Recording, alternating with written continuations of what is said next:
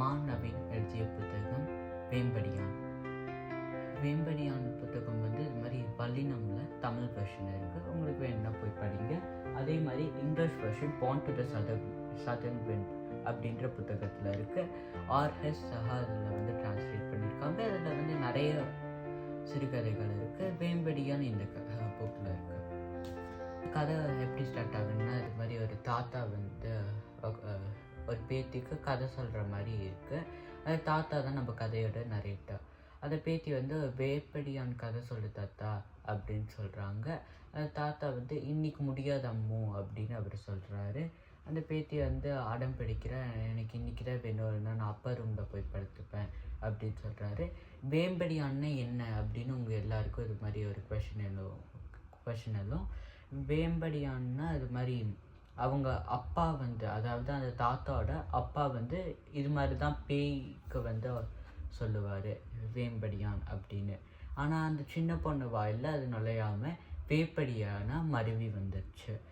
So வந்து இவளுக்கு வந்து வேப்படியான் தான் பேய் அப்படின்னு அந்த தாத்தா தான் பழக்கி விட்டுருப்பாரு. ஸோ பேய் கதை சொல்லுங்க தாத்தா அப்படின்னு அந்த குழந்தை ஆரம்பிக்கிறா. இல்லை வேணாம் அப்படின்னு அந்த தாத்தா சொல்கிறாரு. அவள் கோச்சுக்கிட்டு முதுக்க கட்டி படுத்துட்டு நான் அப்பா ரூமில் நாளைக்கு நான் போய் படுத்துப்பேன் அப்படின்னு அவர் சொல்லும் போது ஓகே சொல்கிறேன் அப்படின்னு சொல்கிறாரு. இந்த தாத்தாக்கிட்ட நிறைய கதைகள் இருக்குது. கதைகளுக்கு பஞ்சமே இல்லை. ஆனால் பேய் கதைகள் வந்து குறைவாக தான் இருந்துச்சு. அவர்கிட்ட இருந்த எல்லா பேய் கதைகளுமே இது மாதிரி பிளாக்காயன் பற்றி கதைகள் தான். பிளாக்காயன் யாருன்னு பார்த்தீங்கன்னா இவரோட இங்கிலீஷ் டீச்சர். பிளாக்காயன் வந்து ஒரு இங்கிலீஷ் டீச்சர். இவர் வந்து ஆர்மியில் ஒரு செஃப்பாக ஒர்க் பண்ணிகிட்டு இருந்தார். ஒரு குக்காக இருக்கார். இவரோட குக்குக்கு வந்து எல்லாருமே அடிமை அப்படின்னு அவங்க அப்பா வந்து சொல்லிகிட்டு இருக்காங்க. அவங்க அப்பாவும் அம்மாவும் இது மாதிரி பேசிகிட்டு இருக்காங்க வீட்டில். அப்போ தான் பிளாக்காயன் அப்படின்றவர் வந்து இது மாதிரி இந்த வில்லேஜில் இருக்கிறதே தெரிய வருது. அப்போ வந்து பிளாக்காயனுக்கு இங்கிலீஷ் தெரியும், இவங்க சும்மா தானே சுற்றிக்கிட்டு இருக்காங்க ஊரில், இவங்கள போய் ஒரு லாங்குவேஜ் அட்லீஸ்ட் கற்றுக்க சொல்லு அப்படின்னு அவங்க அப்பா சொல்கிறாரு. அப்போ இந்த ரெண்டு பேரும், அதாவது என்னென்னா அந்த தாத்தாவுக்கு ஒரு தம்பி இருக்கார். அந்த தம்பியும் அப்புறம் தாத்தாவும் இது மாதிரி கேட்டுக்கிறாங்க. அவங்க அப்பா என்ன சொல்கிறாங்கன்னா, அவங்க அப்பா வந்து டைரெக்டாக அவங்கக்கிட்ட போய் பேசுகிறதே கிடையாது. ஏன்னா அவங்க ரொம்ப ஸ்ட்ரிக்ட். அப்புறம் வந்து இவங்க பிளாக்காயன் கிளாஸுக்கு போகிறாங்க. அப்போ நீ வட்டிக்கார பையனா அப்படின்னு கேட்குறாங்க. அவங்க எதுவும் சொல்ல. வட்டிக்காரன் பையனானா அவங்க அப்பா அது மாதிரி வட்டி வசூல் பண்ணுவார். ஸோ அதனால அது மாதிரி கேட்டிருக்காரு. அப்புறம் எனக்கு பொடி பசங்களை பார்த்தாலே பிடிக்காது அப்படின்னு சொல்கிறாரு. அவர் பார்க்கவே ரக்கடாக இருக்கார், ரஃப்பாக இருக்கார். அப்புறம் அவங்க அப்பா மாதிரியே ரொம்ப ஸ்ட்ரிக்டாக இருக்கார். அப்புறம் அவங்க தம்பி வந்து இந்த மாதிரி பார்த்து பயந்துருவான் அப்படின்னு இவர் நினைக்கிறாரு. இல்லைன்னா பயந்து பேண்ட்லேயே யூரின் போயிடுவான் அப்படின்னும் நினைக்கிறாரு. இவருக்கு ஒரு 12 வயசும் அவங்க தம்பிக்கு ஒரு 10 வயசும் இருக்கும். ஸோ வந்து இவங்க தம்பியை ப்ரொடெக்ட் பண்ணுறதுனால இவர் தான் பெரியவன் அப்படின்னு இவருக்கு இருக்கும். அவங்க அப்பா ரொம்ப ஸ்ட்ரிக்டாக, அவர் பெரும்பாலும் இவர் அடிப்பார். வேம்படியான்னு என்னென்னா, இது மாதிரி யாராவது துர்மரணத்தில் இறந்தாங்கன்னா அவங்க பேயாக வந்து தொல்லை பண்ணக்கூடாது அப்படின்றதுனால ஒரு வேப்ப மரத்தை நட்டு வைப்பாங்க. அந்த வேப்ப மரத்தை போய் இவங்க வர்ஷிப் பண்ணுவாங்க. அதுக்கு பேர் தான் வேப்படியான். ஸோ இப்போ திருப்பி கதைக்குள்ளே போகலாம். ஸோ இவங்க இங்கிலீஷ் கிளாஸில் என்ன பண்ணுறாங்கன்னா, பெரும்பாலும் ஒன்றும் பண்ணுறது கிடையாது. ஏன்னா பிளாக்காயன் வந்து இது மாதிரி இவங்களை அதட்டிட்டு ஒரு வாக்கியத்தை சொல்லிவிட்டு இது இங்கிலீஷில் இருக்கிறது தமிழில் மொழிபெயருங்கடா அப்படின்னு சொல்கிறாங்க. அப்போ இவங்க ஒருத்தர் பார்த்து முழிச்சுக்கிட்டு இருக்காங்க. அப்போ முட்டாள் பசங்களா அப்படின்னு சொல்லி அவர் சிரிக்கிறாரு, இவங்களுக்கு தெரியாததுனால. அப்புறம் இவர் இங்கிலீஷில் ஒரு ஃப்ரேஸ் சொல்கிறாரு. அந்த ஃப்ரேஸை இவங்க திருப்பி சொல்கிறது தான் இவங்களுக்கு நான் முழுக்க வேலை. ஸோ இவர் அந்த ஃப்ரேஸை சொல்லி தந்துட்டு இவர் சைக்கிள் எடுத்துகிட்டு வெளியே போயிடுவார். இவருக்கு இங்கிலீஷ் வந்து சொல்லித்தராரா அப்படின்னு கேட்டிங்கன்னா, என்னை பொறுத்த வரைக்கும் இவர் சொல்லித்தர மாதிரி தெரில. ஏன்னா ஒரு ஃப்ரேஸ் சொல்லி மட்டும் இங்கிலீஷ் கற்றுக்க முடியுமான்னு கேட்டிங்கன்னா கிடையாது. ஸோ இவர் வேலையில் கவனத்தை செலுத்தாமல் ஒரு சைக்கிளை எடுத்துகிட்டு இவர் வெளியே போயிடுறாரு. இந்த பசங்களுக்கு கொஞ்ச நாள்லேயே ஒரு பிடி வருது, எப்போ இவர் திருப்பி வராரு அப்படின்னு. ஸோ அந்த டைமுக்கு வந்து இவங்க படிக்கிற மாதிரி நடிக்க ஆரம்பிக்கிறாங்க. மற்ற நேரம்ல இவங்க சும்மா விளையாட்டுருக்காங்க. கையில் என்ன கிடைக்குதோ டெய்லியும் அதுதான் இவங்களுக்கு விளையாட்டு. ஒரு நாள் விளையாட்டெல்லாம் போர் அடித்த உடனே இது மாதிரி பிளாக்காயின் வீட்டில் வந்து ஒரு சின்ன பையன் இருக்கான். அந்த சின்ன பையன் வந்து பிளாக்காயின் பக்கத்தில் ஏதோ உட்காந்துட்ருப்பான். எதுவும் சொல்ல மாட்டான். வாயிலேருந்து எச்சும் வந்து ட்ரூல் ஆகிட்டே இருக்கும். ஸோ வந்து இந்த பையன் எதுவும் பேசவும் மாட்டான். இவன் தம்பினா அவனுக்கு அவ்வளோ பிடிக்கும். ஆனால் அவன் தம்பி வந்து இவனை பார்த்து பயப்படுவான் அப்படின்னு சொல்லிட்டு அந்த அண்ணன் வந்து இது மாதிரி விரட்டி விட்டுருவான் அந்த சின்ன பையனை. அவன் எதையும் பேசுறது கிடையாது. அப்புறம் அவங்க வீட்டில் வந்து ஒரு ஷால் மாதிரி இருக்கும் ஜன்னலை கவர் பண்ண. அந்த ஷாலை எடுத்துகிட்டு வந்து தலையில் போட்டுட்டு 2 ஓட்டையை உருவாக்கிக்கிறான் அந்த அண்ணன். அப்புறம் அது ஓட்டையை உருவாக்கிட்ட உடனே பேய் மாதிரி இருக்கான். அப்புறம் இவங்க 2 பேரும் ஒரு புதருக்கு பின்னாடி போகிறாங்க. அவன் தம்பி வந்து இது மாதிரி ஒரு ஸ்ட்ரீட் லைட்டுக்கு பின்னாடி போகிறான். ஏதாவது சைக்கிள் வர மாதிரி இருந்துச்சுன்னா வருது அப்படின்னு சொல்லி அவன் போய் ஒழிஞ்சுப்பான். இவங்க அண்ணன் சருன்னு ஓடி போய் வருவான். அப்போ ஏதோ பேய் போன மாதிரி இருக்கே அப்படின்னு அந்த சைக்கிளிஸ்ட் பார்த்துட்ருப்பாரு.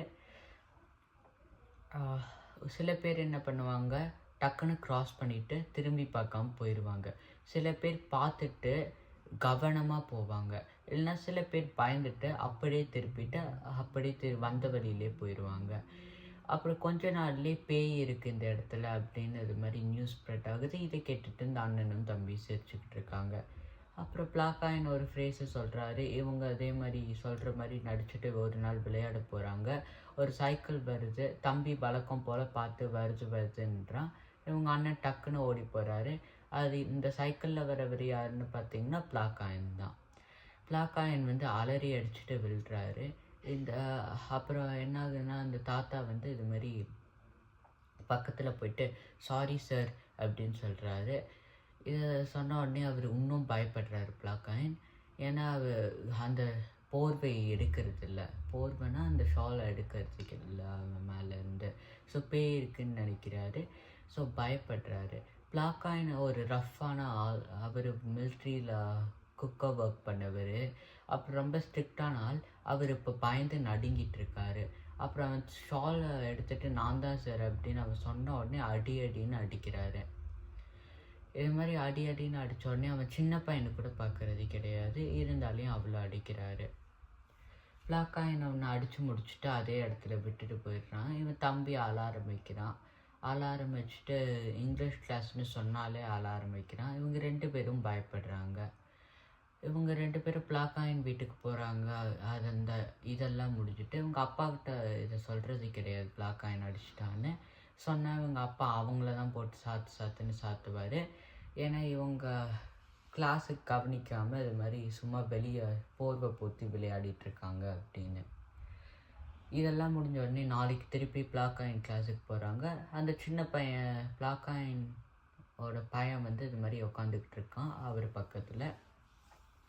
இவங்க கிளாஸுக்கு போன உடனே இவர் அண்ணிலேருந்து இவனை அடிக்கிறதும் தலையில் கொட்டுறதும் கிள்றதுமாவே இவரோட பழக்கங்கள் இருக்குது. அண்ணிலேருந்து அவர் ஸ்ட்ரிக்டாகவும் இருக்கார்.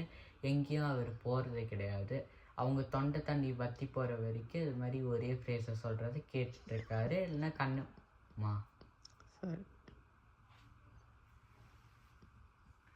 அண்ணிலேருந்து பிளாக்காயின் ஸ்ட்ரிக்டாக இருக்கார்.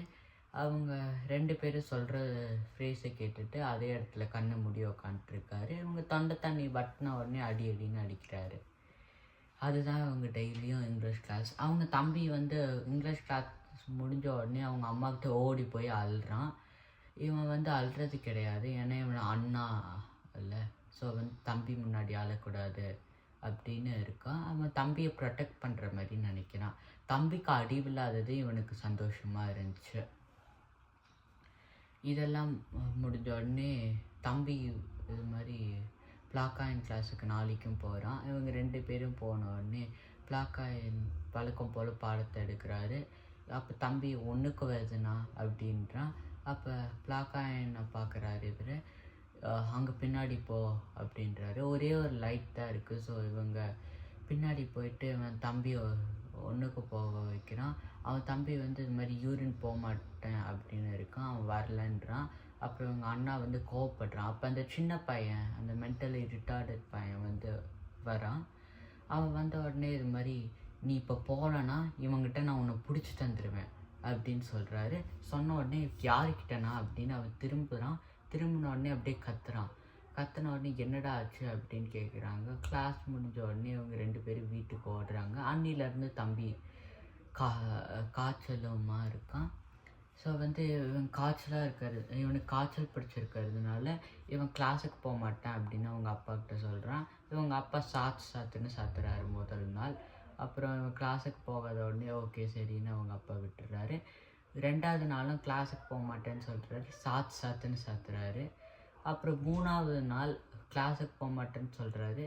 சாத்துல இவர் கிளாஸுக்கு ஓடிடுறாரு. கிளாஸில் இவன் மட்டும்தான் தனியாக இருக்கான்.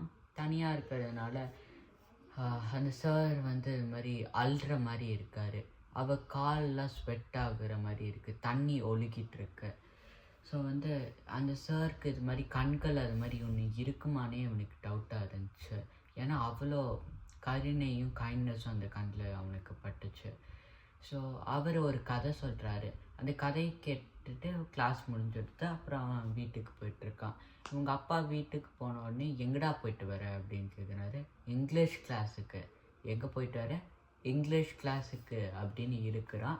இழுத்த உடனே அடி பயங்கரமாக விழுது இவனுக்கு. இங்கிலீஷ் கிளாஸுக்கு போனேன் அப்படின்னு கேட்குறாரு. ஆமாம், யாருக்கிட்ட போனேன் அப்படின்றாரு. பிளாக்காயன்கிட்ட தான் போனேன் அப்படின்னு சொல்லிட்டு சாத்துன்னு சாத்துறாரு அவரை. அப்புறம் அவங்க அம்மா உள்ளே வந்துடுறாங்க. அடிக்காதீங்க அப்படின்னு அவங்க சொல்கிறாங்க. அவங்க அம்மாவையும் சேர்த்து சாத்துறாரு. அப்புறம் இதெல்லாம் நடக்குது. பிளாக்காயன் கிணத்துக்குள்ளே விழுந்து இன்னைக்கு செத்து போயிருக்கான்டா அப்படின்றாரு. அவன் கிளாஸுக்கு நீ எப்படி போவ? மத்தியானம் செத்தவன் கிளாஸுக்கு ஊர் முழுக்க சுற்றிட்டு வந்திருக்க அப்படின்னு சொல்கிறான்.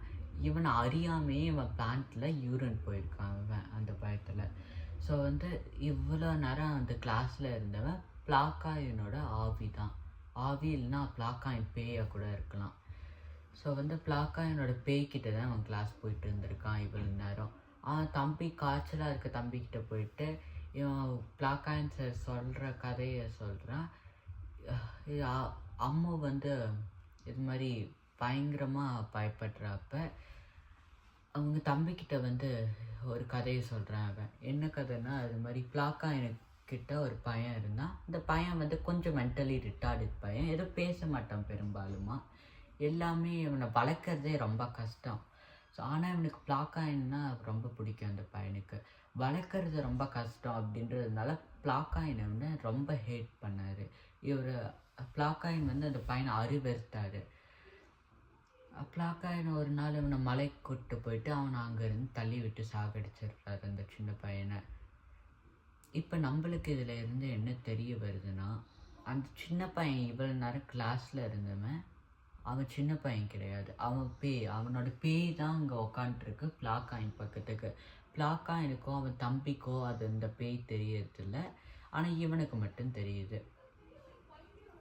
இதெல்லாம் தெரிஞ்ச உடனே இது அவன் அம்மாக்கிட்ட சொல்கிறது கிடையாது. அந்த தாத்தா அம்மாக்கிட்ட இது சொல்கிறது கிடையாது. ஏன்னா இது மென்டலி அம்மாவை டிஸ்டர்ப் பண்ணும், அவள் சின்ன குழந்த அப்படின்றதுனால சொல்கிறதில்ல. அப்புறம் அவங்க பையன் திடீர்னு வரான். அம்மா அமைதியாக இருக்கா. அப்புறம் அவங்க பையன் அப்பா இன்னும் தூங்கலையா? தூங்க போகிறவன்டா அப்படின்றாரு. அப்புறம் அம்மாவை பற்றி மறந்துடுங்கப்பா, அவள் திருப்பி வரமாட்டா அப்படின்னு கதை எண்டாகுது. இப்போ ட்விஸ்ட் என்னென்னா, இவ்வளோ நேரம் கதை கேட்டு இருந்த அம்மாவும் ஒரு பேய் தான். இப்போ நவீன் இந்த கதையை எழுதியிருக்காரு. இதில் நீங்கள் என்ன வேணாலும் நினைக்கலாம். ஒரு வேளை அவங்க பேயாக இருக்கலாம், இல்லைன்னா ஆவிகளாக இருக்கலாம், இல்லைன்னா அவங்க யாருமே உண்மையாக கூட இருக்க மாட்டாங்க, இல்லைன்னா அவன் எல்லாத்தையும் இமேஜின் கூட பண்ணியிருக்கலாம். இது நவீன் ரீடர்ஸை சிந்திக்க வைக்கிறதுக்காக